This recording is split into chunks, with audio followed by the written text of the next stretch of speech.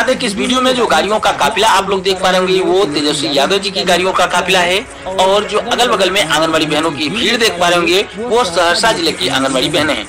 जी हाँ, सहरसा जिले में सभी आंगनबाड़ी सेविका सहायिकाओं ने उप मुख्यमंत्री तेजस्वी यादव जी की गाड़ियों का घेराव किया और उनको रोक लिया। उसके बाद चेतावनी भी दी गई है कि अगर आंगनबाड़ी बहनों की मांगे जल्द ही नहीं मानी जाती हैं तो आने वाली 13 अक्टूबर के बाद फिर से पूरे बिहार की जो आंगनबाड़ी सेविका सहायिकाएं हैं अपने अपने क्षेत्र के जनप्रतिनिधियों, विधायकों, सांसदों, MLC, MPओ, मंत्रियों का घेराव करेंगी। आंगनबाड़ी बहनों ने कहा कि जो आंगनबाड़ी की बात करेगा वही बिहार पर राज करेगा। जे आंगनबाड़ी कर्मचारी संघ जिंदाबाद, सेविका सहायिका संघ जिंदाबाद, इस तरीके का एक मैसेज भी इस वीडियो के साथ शेयर किया गया है। राष्ट्रपति और प्रधानमंत्री के बाद अब आंगनबाड़ी बहनों की मांगे राज्यपाल जी तक भी पहुंच चुकी हैं। जी हाँ, कल हमने आपको एक वीडियो दिखाई थी जिसमें बताया था कि आंगनबाड़ी बहनों की मांगे जो है वो राष्ट्रपति जी तक पहुँच चुकी है। तो उसके संबंध में क्या कुछ हो सकता है, उसका क्या असर होगा, उसके संबंध में भी हमने आपको डिटेल से पूरी जानकारी दी हुई है। उस वीडियो को 1 लाख से अधिक आंगनबाड़ी बहनों ने देख भी लिया है। तो अगर आपने उस वीडियो को अभी तक नहीं देखा है तो चैनल पर जाकर देख सकते हैं। लेकिन अब उसी क्रम में राज्यपाल जी तक भी हमारी आंगनबाड़ी बहनों की मांगे पहुंच चुकी है। पहले आप लोग ये लेटर देखिए, उसके बाद आपको बताते हैं कि इसका असर क्या हो सकता है। जैसा कि आप यहाँ पर देख सकते हैं कि सेवा में श्रीमान महामहिम राज्यपाल महोदय को यह लेटर लिखा गया है। इसका विषय यहाँ पर देख सकते हैं, साफ तौर पर लिखा गया है कि आंगनबाड़ी सेविका सहायिकाएं दिनांक 29/9/2023 यानी कि 29 सितंबर से ही अपनी 5 सूत्री मांगों की पूर्ति के लिए अनिश्चितकालीन हड़ताल पर हैं। यानी कि यहाँ पर महामहिम राज्यपाल महोदय को अवगत कराया जा रहा है कि आंगनबाड़ी बहनें 29 सितंबर से ही अनिश्चितकालीन हड़ताल पर हैं।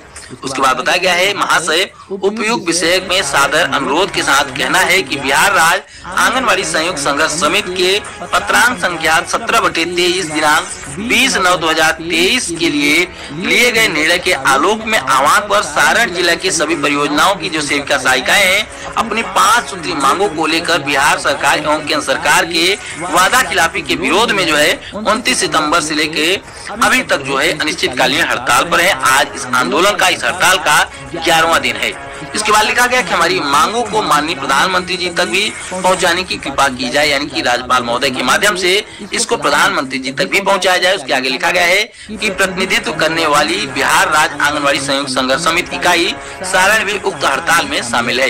यानी कि ये लेटर तो केवल एक जिले से लिखा गया है, लेकिन अगर राज्यपाल जी तक ये लेटर पहुँच रहा है इसका मतलब है कि पूरे बिहार की जो आंगनबाड़ी सेविका सहायिकाएं हैं उनके लिए काम किया जा सकता है। इसके पहले राष्ट्रपति और प्रधानमंत्री को भी एक ज्ञापन 4 अक्टूबर के दिन लिखा गया था। जब 4 अक्टूबर के दिन दिल्ली के जंतर मंतर पर 18 राज्यों से आंगनबाड़ी बहनें शामिल हुई थी, लाखों की संख्या में वहां पर उपस्थित हुई थी। वहां से एक ज्ञापन जो है वो राष्ट्रपति महोदय को लिखा गया था।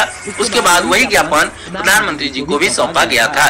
तो वहाँ पर केंद्र सरकार से मांग की गई थी कि हमारी आंगनबाड़ी बहनों की मांगों को पूरा किया जाए, उनको सरकारी कर्मचारी घोषित किया जाए। और अब यहाँ पर राज्यपाल महोदय को भी सूचना दी जा रही है कि आप भी इस पर विचार करिए। पहले राष्ट्रपति को ज्ञापन और अब राज्यपाल को ज्ञापन। तो क्या अब आंगनबाड़ी बहनों का कल्याण राष्ट्रपति और राज्यपाल ही करेंगे? और अगर ऐसा ही है तो फिर हमने इन सरकारों को किस लिए चुना है? 2-2 लाख 4-4 लाख रुपए की सैलरी लेने वाले मंत्री, विधायक, सांसद, मुख्यमंत्री किस लिए बैठे हैं? जब ये हमारी आंगनबाड़ी बहनों के लिए कुछ नहीं कर सकते हैं, उनकी जायज मांगों को पूरा नहीं कर सकते हैं, तो ये उनके साथ, उनकी भावनाओं के साथ खिलवाड़ क्यों करते हैं, झूठे वादे कर कर? हाँ, अगर राज्यपाल चाहें, राष्ट्रपति चाहें तो हमारी आंगनबाड़ी बहनों का कल्याण जरूर कर सकते हैं। लेकिन एक कड़वी सच्चाई यह भी आप लोगों को पता होनी चाहिए कि राष्ट्रपति और राज्यपाल का चुनाव भी यही सरकारें ही करती हैं। इस लेटर में जिन 5 सूत्री मांगों का जिक्र किया गया है उसके संबंध में हमने आपको पहले भी सूचना दी हुई है। एक बार फिर से आपको बता दें कि इन 5 सूत्री मांगों में पहली मांग है कि आंगनबाड़ी बहनों को सरकारी कर्मचारी का दर्जा दिया जाए। दूसरी मांग है कि उनको जब तक सरकारी कर्मचारी का दर्जा नहीं मिलता है तब तक सेविकाओं को कम से कम 25 जो आंगनबाड़ी कार्यकर्ताओं के द्वारा की जा रही है उसमें एक मांग और भी प्रमुख है कि आंगनबाड़ी बहनों को बिहार सरकार कम से कम 10,000 रुपए का अतिरिक्त मानदेय दे। यानी कि जो अभी बिहार सरकार 1450 रुपए का मानदेय अपनी तरफ से दे रही है उसको बिहार सरकार की तरफ से 10,000 रुपए किया जाए। इस प्रकार की 5 मांग